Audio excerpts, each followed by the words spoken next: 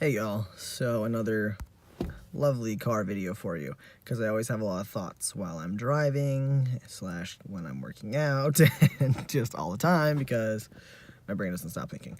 So, I want to talk about money today, and just thoughts.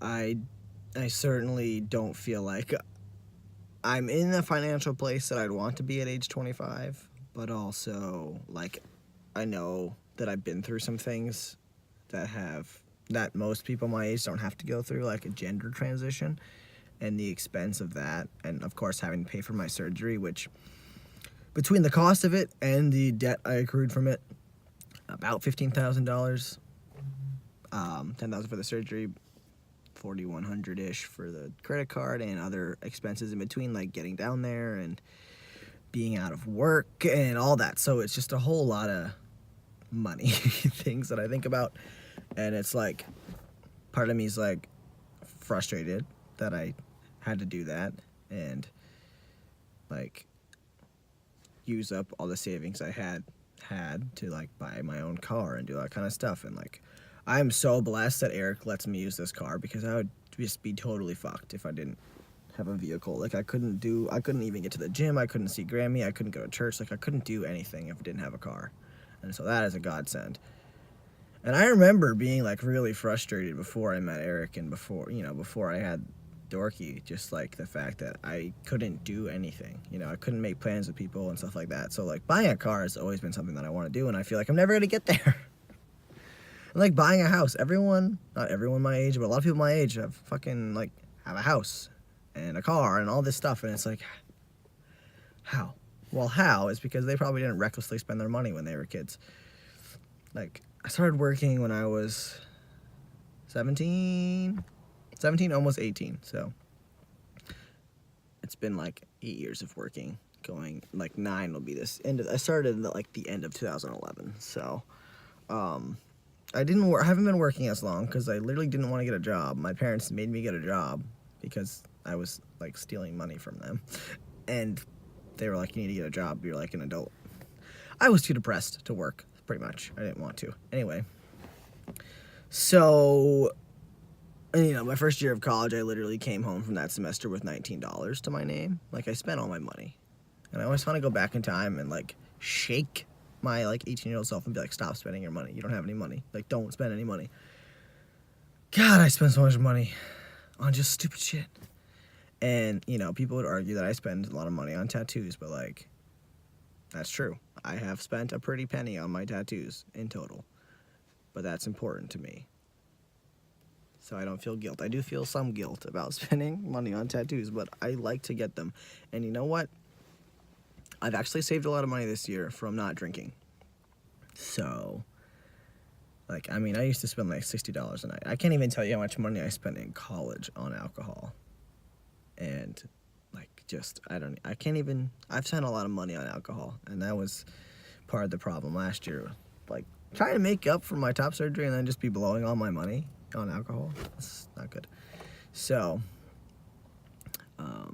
and then, like, I went to Poland, which was like $5,000, because I was there for 4.5 months and had to, eat out every meal because we didn't have a kitchen. It was just like I had to spend money to survive, to buy food, to buy the bus tickets, to travel, to do stuff, I even was so self-conscious of not having enough money that I canceled the last trip that I could have gone on to Prague, because I was so worried about not having any money when I got home. And then when I came back to the U.S., I got broken up with, had to change my flight back from that relationship, that visit.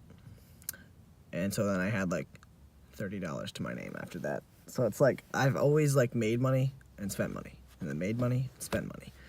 And now, I spent like my senior year of college working like 37 hours a week and going to school full time and being an RA full time, because I was like, I need to make money. I'm going to have to live on my own after this year. And I didn't have any money. So I literally like worked myself to death. And it's like, and then I was living on Proctor Court, which was a dump, my first apartment. And I it was overpriced, and I was not making enough money. I was making $10 an hour at Ramuntos and then $12 an hour. But even working like 35 hours a week, I was making enough money to pay my rent and my bills, and that was it. I couldn't save a penny. And so it's like,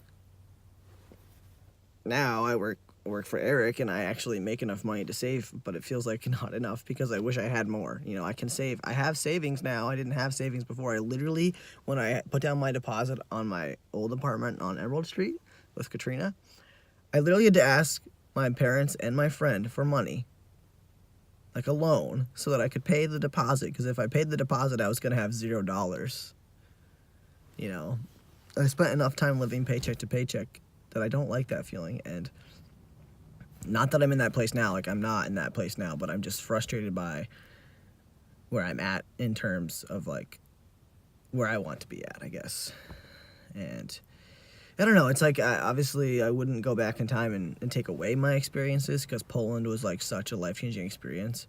But like part of me is like, $5,000, like I could have bought a car by now if I didn't go to Poland. But like, what's more important, a car or Poland? Right now, I don't know. No, Poland, 100% Poland. But these are the thoughts I have of like, what, you know, what am I doing, and why do I feel like I'm just always behind? And you know what, like, having to pay for my transition, like, not everybody my age pays like $55 a month for a prescription. I don't know, maybe some people do, but I'm just saying, like, a lot of people my age don't really have a prescription that they're getting every single month. And then like every couple months I gotta pay $10 to get needles and syringes and all that. And so it's just like, never ends.